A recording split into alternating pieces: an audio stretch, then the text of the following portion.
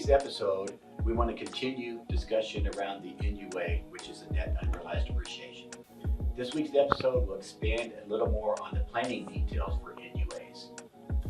The analysis on how much, if any, of the employer's securities within a retirement plan to elect NUA treatment is a unique decision for each person based on projected annual retirement income needs, projected future marginal tax rates, and also estate planning considerations. The tax deferral within a retirement account is a powerful accelerant for wealth accumulation, as both dividends and capital gains are not taxed when received each year, as they would be in a taxable brokerage account. However, the tax deferral benefit comes at a cost trade-off.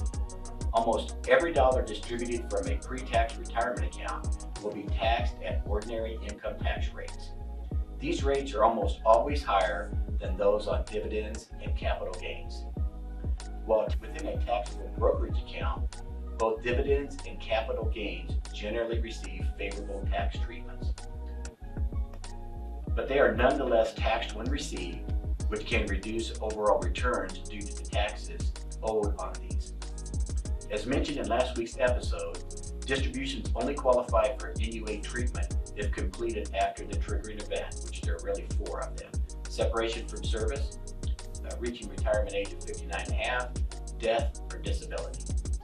In addition, shares of employer securities for the NUA must be moved in kind to a taxable brokerage account.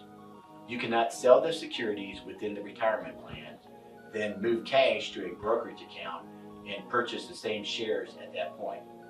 This would negate the NUA benefit. Another major point is that the retirement plan must be emptied within the calendar year as a lump sum distribution. So let's say you are planning to retire in November or December of a future year. We strongly recommend you don't initiate any distributions until the following January.